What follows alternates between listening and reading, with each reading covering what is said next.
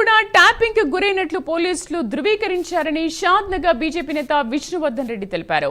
ఈ నెల 14న జుబ్లీహిల్స్ పోలీసుల నుంచి నోటీస్ అందడంతో విచారణకు హాజరైనట్లు చెప్పారు.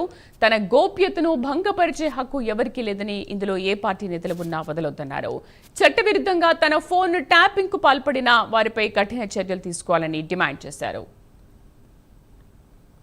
నేను మాట్లాడిన 50,000 మంది యొక్క గోప్యతను మీరు హరించారు. నా ఒక్కరిని కాదు మీరు హరించింది హక్కు. నాతో పాటు మాట్లాడిన, నాతో ఫోన్ మాట్లాడి నాకు సంఘీభావం తెలిపిన 50,000 మంది యొక్క స్వేచ్ఛని మీరు హరించారు. మళ్ళీ అదే 50,000 మందితో మీరు ఓట్లు వేయించుకోవడానికి ప్రయత్నం చేశారు.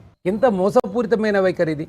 ప్రజలకి ఈ విషయం తెలిసిన తర్వాత వాళ్ళ హక్కులని వాళ్ళ మెదడులోకి మీరు పోగలిగేంత నియంతృత్వంలో పోగడలోకి మీరు పోయిన తర్వాత ప్రజలు ఏమనుకుంటారు, రానున్న రోజుల్లో మన గురించి ప్రజలు ఏమనుకుంటారు అనేది కూడా కొంత ఆలోచించాలి. వాళ్ళ నేను బాధాకరంగా చెప్తున్నా.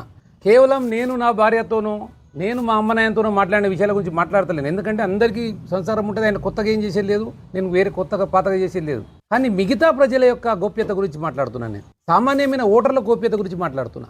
ఇంకా ఎంతమంది మీద ట్యాపింగ్ చేసిండ్రు మీరు? నేను పేర్లు, ఎందుకంటే ఎంక్వైరీలో ఇంకా పేర్లు తెలియలేదు సార్. మేము అడగడం జరిగింది సార్, మరి మీరు డైరెక్ట్ రాష్ట్ర ప్రభుత్వం చేయించిందా, ఇక్కడ ఉన్న వాళ్ళు ఎవరైనా ప్రోద్బలం ఉందంటే అక్కడ ఉన్న వాళ్ళ దగ్గర నుంచి ఫీడ్బ్యాక్ తీసుకొని ఎవరిది ట్యాపింగ్ చేయాల్సి వస్తుంది అని చెప్పి తీసుకొని చేసి ఉంటారు. అది కూడా ముందు ఫ్యూచర్లో అవి కూడా వస్తాయి.